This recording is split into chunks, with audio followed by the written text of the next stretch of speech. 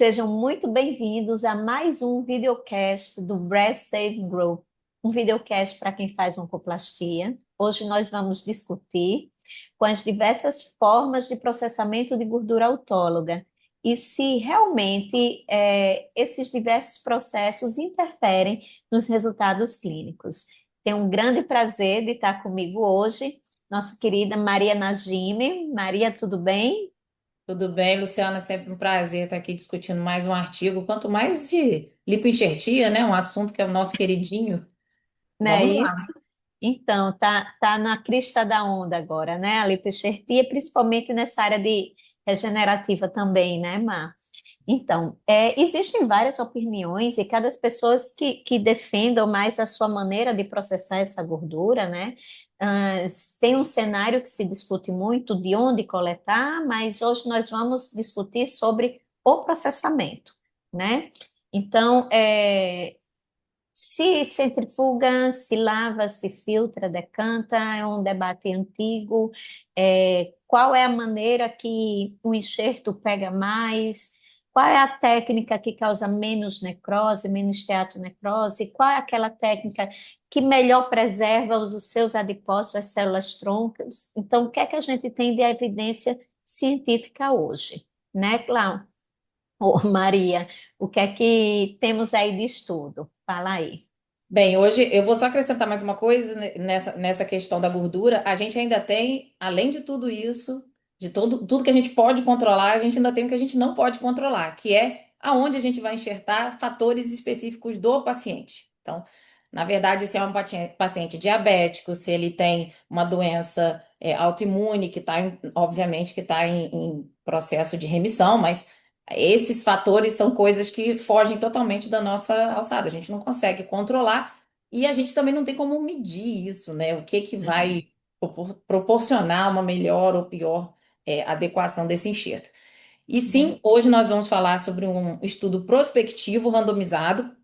Ele descreve que é um primeiro, né, estudo prospectivo randomizado, intitulado A Prospective Randomized Comparison of Clinical Outcomes with Different Processing Techniques in Autologous Fat Grafting.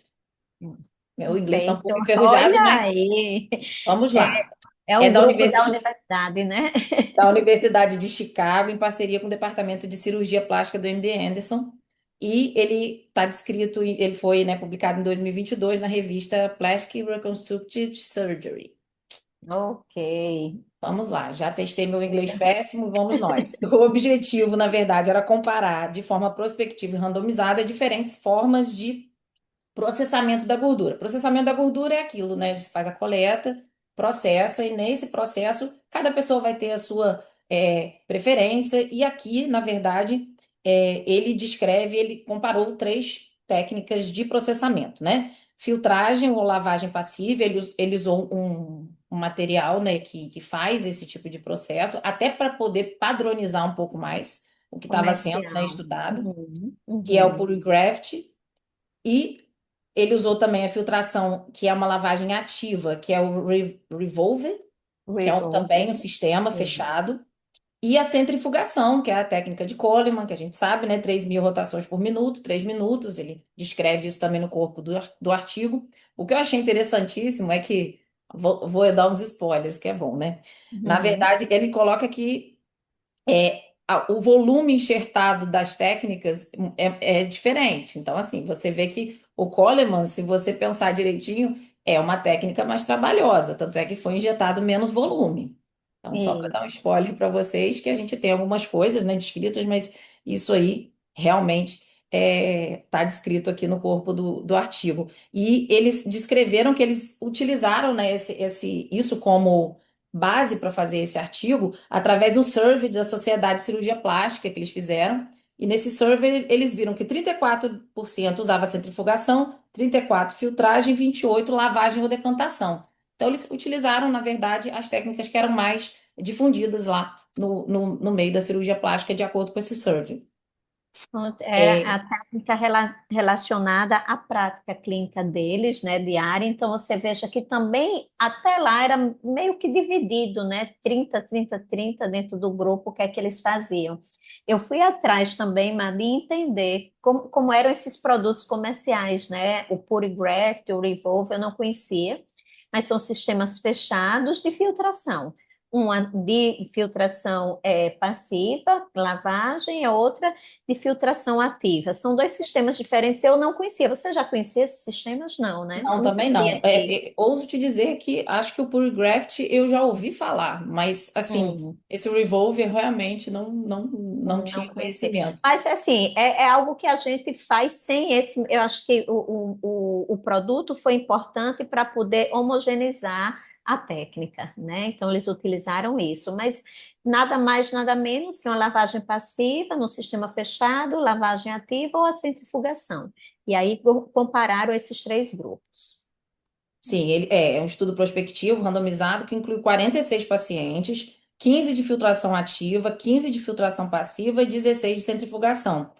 Acabou que ficou bem pareado, porque teve uma paciente que não teve um follow-up, e aí manteve-se 15 pacientes em cada subgrupo. Eu achei interessantíssimo isso. Randomizado um para um, né? Comprar um, isso. A idade média é 56 anos, o IMC médio não eram pacientes grandes obesas, eu achei interessante também. Um segmento de 16,9 a 4 meses. Eles descrevem os desfechos até 3 meses, e após esses 3 meses, eles já, né, os desfechos imediatos. Os desfechos que eles descrevem no corpo do artigo são complicações pós-operatórias, necrose gordurosa, irregularidade de contorno, necessidade de novo enxerto e exames de imagem adicionais associados a alguma técnica de punção, dentre outras coisas, né? Procedimentos invasivos, como cistos oleosos, volumosos, doloridos. Não encontrou nenhuma celulite, né? Alguma complicação mais grave não teve nesse artigo, então eu achei interessantíssimo, até os desfechos avaliados, eu achei interessante, até para homogeneizar mesmo o que De, se tinha de resultado em cada técnica, né? de critério de exclusão, na verdade, assim, pacientes gestantes e pacientes em tratamento. Então, aqui não tinha aqueles pacientes que tinham terminado a quimioterapia, estavam fazendo a quimioterapia, né? Então, foram excluídos do estudo, esses pacientes. E aí, de resultados, não houve diferença estatística, né, entre os três. Eu achei até na vida real um pouco diferente, mas o fato é que não houve diferença estatística entre os três grupos em relação a esses desfechos avaliados. Necrose gordurosa, então, no grupo de filtração ativa, 15% de esteatonecrose versus 14% no grupo de filtração passiva e 8% no grupo de centrifugação, mas o P não teve significância estatística. A questão do contorno, né, da irregularidade do enxerto, que a gente vê o que é que pegou, o que é que não pegou realmente, 40% no grupo de filtração ativa, 38% no de filtração passiva e 36% no de centrifugação, também sem nenhuma alteração, nenhum impacto de significância estatística. A necessidade de lipoenxertias adicionais, isso também foi avaliado, também não houve diferença significativa entre os grupos. E o que chamou a atenção foi que, assim, o achado de necrose gordurosa, ela foi significativamente maior nos pacientes que tinham submetido a um tratamento conservador da mama com radioterapia. Então, chegou até 60% de necrose gordurosa a mais nesse grupo específico de paciente, né? Então, independente da técnica de processamento. Aí vem esse feeling que você pontuou muito, digamos assim, sabidamente no início sobre quem recebe o enxerto, né? E eu acho que a grande informação que esse estudo está nos trazendo é aquilo que a gente sempre se preocupou com o leito receptor, né? Quem é que recebe? Talvez não se preocupar apenas com o processamento, mas aonde a gente vai colocar esse enxerto, né? Essa gordura. Então, isso foi algo que me impactou nesse estudo. O que é que você vê aí, Maria, mais de interpretação assim crítica, né, que a gente pode É, tirar disso? eu brinco que eu vou direto nas discussões do artigo para poder olhar, porque todo artigo tem viés e, obviamente, a gente deve focar para poder não se encantar nem se decepcionar absurdamente com os resultados, né? Então, às Uhum. vezes, aquele resultado final é só fruto da metodologia do artigo e do que eles chegaram de significância, né? Ou não estatística. Mas dentro ali a gente consegue tirar algumas conclusões que, obviamente, não estão tão explícitas assim. Eu achei interessantíssimo essa história do leito doador, porque ele fala que no serviço dele, eles não fazem reconstrução com prótese em paciente que vai submeter à radioterapia. Então, eu não tenho nenhuma Exato. paciente nesse grupo do estudo que foi submetida à reconstrução com prótese e lipoenxertia e radioterapia. Então, essa população está totalmente excluída, né, como critério de exclusão aqui, porque não é uma realidade do serviço deles. E eles colocam Exato. muito interessante isso da necrose gordurosa, que eles colocam que na paciente que faz o retalho, quando você lipoenxerta o retalho, você não tem necrose gordurosa. Por quê? Porque o retalho é bem vascularizado.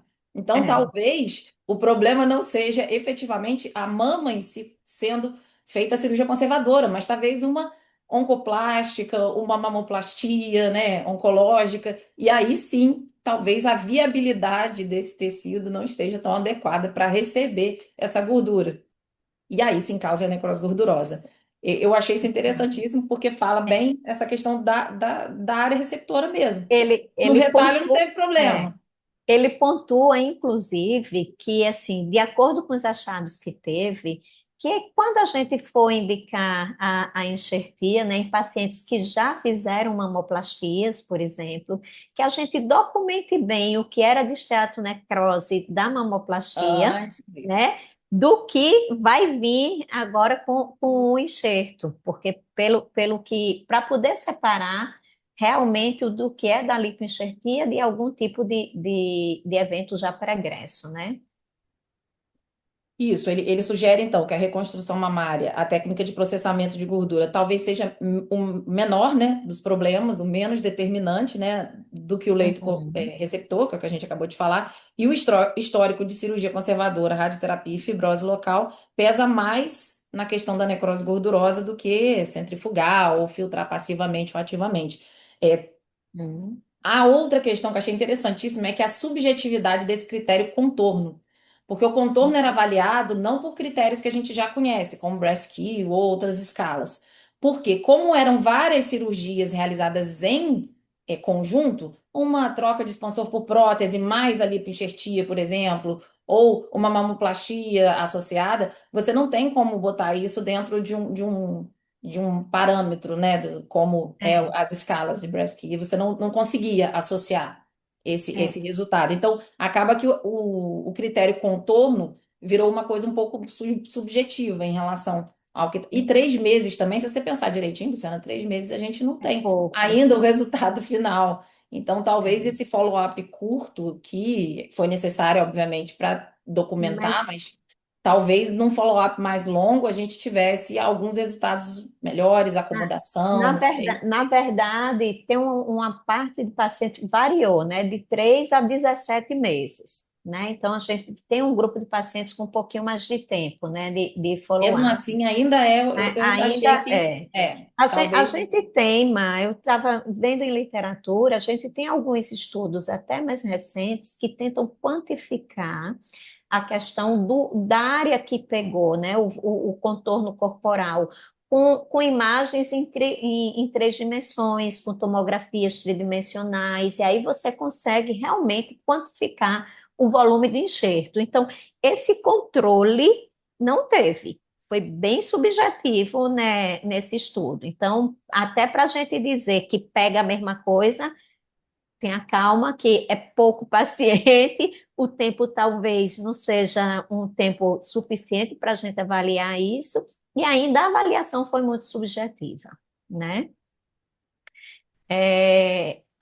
Outro ponto que a gente pontuar, que era importante, você já colocou, é para mostrar realmente como é a rotina deles lá, né? Então, nessas situações que tem implante, eles não visualizam, ou que tem radioterapia, eles não visualizam o implante. É muito diferente, né, da nossa rotina, né? Muito. De reconstruir imediatamente só porque vai fazer uma radioterapia, reconstruir com retalhos, né? Não é Eu uma acho que esse estudo rotina. também, Lu, ele é de 2022, não é isso? Então, quando a gente É. tem a avaliação do maquinário de radioterapia de antigamente com o que a gente tem já hoje, das técnicas, a questão de planejamento, acho que aqui no Brasil a gente tem uma tendência, né, em alguns casos, é claro. O retalho Uhum. miocutâneo ele é super versátil, mas a gente tem ainda aquele desejo da paciente, às vezes, de ter uma mamoplastia de aumento associada, de fazer, em alguns casos, até a cirurgia contralateral. Então, a nossa realidade do consultório é um pouco diferente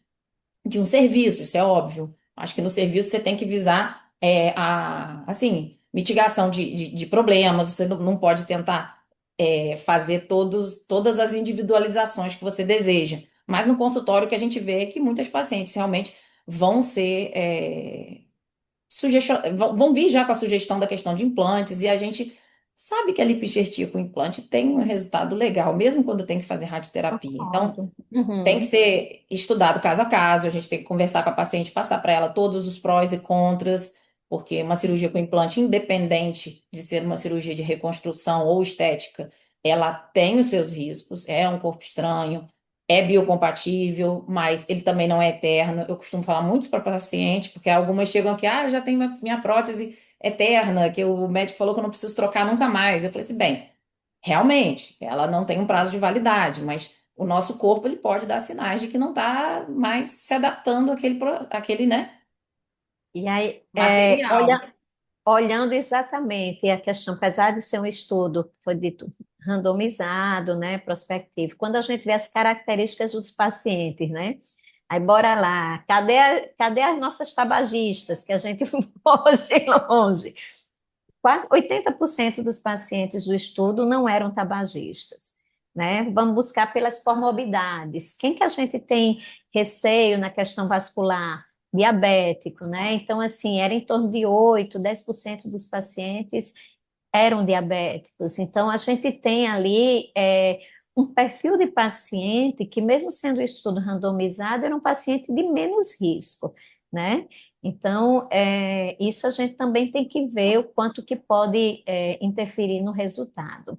Mas eu acho que ainda continua a mensagem que é interessante deixar aqui para o grupo é que, assim, dentro da sua realidade, processe o tecido, o enxerto com delicadeza, com um método que você consegue, mas visualize antes qual é o leito que você vai colocar esse enxerto, né? E hoje a gente tem falado muito, mas sobre a questão regenerativa. Então, importante entender o quão que aquele leito foi sofrido com fibrose, com radioterapia, com isquemia, para a gente avaliar volume do enxerto, né? Então, qual é o tamanho do adipócito que a gente vai colocar, né? O tanto que a gente vai colocar, não é só tirar e pensar no adipócito ele em si, grande, completo, né? Então, tudo isso eu acho que é importante a gente entender o receptor, né? Do que o modo de coleta. Mas na prática mesmo, na minha prática, eu acredito que a distribuição em 3 dimensões, né?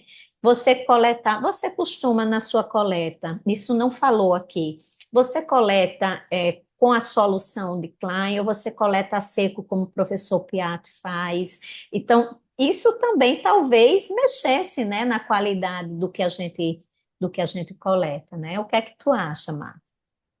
Na verdade, eu acho que cada um tem escolhe a sua técnica, né? Você vê os prós e contras de cada.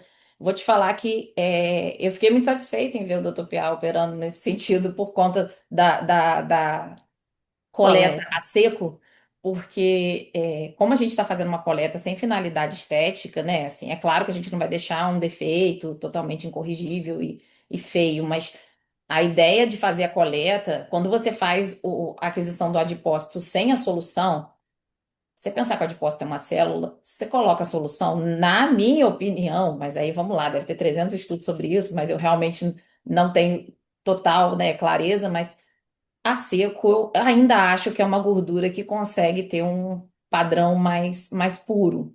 Mais Então, eu puro. particularmente faço a coleta a seco.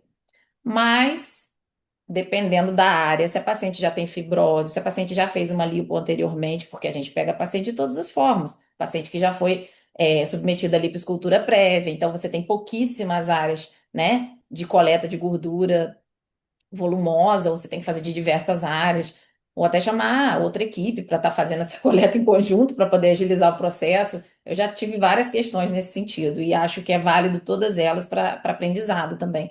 Mas você fazer a coleta com a solução, você faz também uma coleta muito mais gentil, você consegue coletar um volume maior, mas até que ponto que esse volume é 1 para 1, geralmente é o que a gente usa, mas até que Uhum. ponto que esse volume vai ter o volume total da gordura De colhida a seco. adipócito. Então, tem sempre Uhum. essas questões. Eu acho que as pessoas, né, quem faz a lipoenxertia acaba pegando algumas manias, né, e algumas formas específicas de fazer. Eu fiquei muito satisfeita de ver que ele também faz essa coleta a seco, porque, na minha concepção, eu prefiro fazer sempre. Eu acho que fica com menos debris, a gente consegue mais tecido viável na minha É. opinião. Mas, O trabalho em si, ele não descreve qual é o não. padrão que o serviço lá faz, né? Eu não conheço o serviço lá do MD Anderson, de cirurgia plástica, mas ele não descreve essa questão. Ele focou realmente no processamento, né? Então, assim, é um desafio, né, mas a gente tentar padronizar questões cirúrgicas. É sempre difícil a gente desenhar um estudo randomizado, prospectivo, com o N que a gente gostaria quando a gente está avaliando a questão de cirurgia. Então, do ponto de vista de desenho de estudo, ok, mas a Achei gente tem esses, fantástico né? e não teria outra É o possibilidade primeiro, também. Não, e não teria né? outra possibilidade. Eu acho que ele focou no que precisava, que era no processo de no processamento efetivamente da gordura, que é o que ele consegue controlar no final das contas, porque ele não Exato. consegue controlar a área doadora, ele não consegue controlar a área receptora, mas ele consegue controlar, obviamente, né? O processo da gordura. Eu acho que foi importante nesse sentido. Talvez um N maior, talvez um follow-up maior, A mas gente fica aí para precisa mais. os próximos estudos daí desse serviço, né? Perfeito. A É, gente achei deve que pensar, né, nessa questão da vascularização local, na ausência de tensão, que essa necrose gordurosa descrita nas mamoplastias e cirurgias oncoplásticas estava associada, por exemplo, a um tecido mais tensionado, ou com uma vascularização menor, isso também fica implícito no texto, mas não está totalmente colocado. ele se põe assim, prepare a paciente para a questão de maior esteatonecrose na cirurgia conservadora da mão, né? Quando ele Eu acho faz a que lipoenxertia. você preparando a paciente, eu acho que funcionaria nesse sentido. O tecido, ele descreve que o excesso de volume em tecido irradiado tende a complicar mais, talvez por Uhum. ser um tecido que não está tão bem vascularizado, e aí a gente deveria pensar, né, aqui, puxando aqui para a nossa realidade, talvez o tecido irradiado, não só a lipoenxertia clássica com a filtragem, mas também uma nanolipo, uma regenerativa com uma fração vascular. Então, eu acho que nesse cenário da radioterapia, a gente teria que lançar mão dessas técnicas de medicina regenerativa mesmo, para poder melhorar essa pele, de Melhorar o repente, leito. antes de Melhorar o receber leito. volume. Então, acho que antes de receber o volume, a pele irradiada precisa melhorar o trofismo. Então, Isso é um conceito básico da lipoenxertia, né? O leito receptor, ele só suporta um X. Dali para frente, o que você colocar vai necrosar, né? Então, se ele é um leito muito fibrosado, ele não vai receber nem o adipócito inteiro maduro, né? Por isso que vem toda a questão, que aí vem um outro videocast, que seria a sobre gente tem os videocast de procedimentos. medicina regenerativa, vocês podem procurar, porque a gente Regenerativa, então a tem gente alguns. tratar esse enxerto, que o enxerto de gordura é vida, né? Do ponto de vista regenerativo, mais do que nunca, a gente tem trabalhado muito com isso e tem nos facilitado muito, tem salvado muitas mamas, né?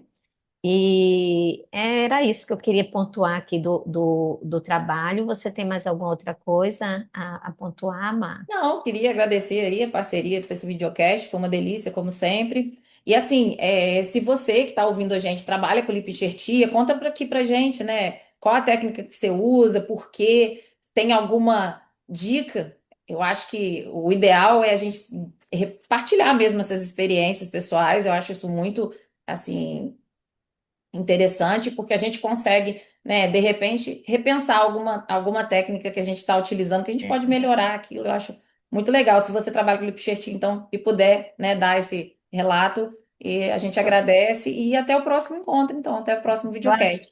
que esse nosso videocast vai ser muito interativo.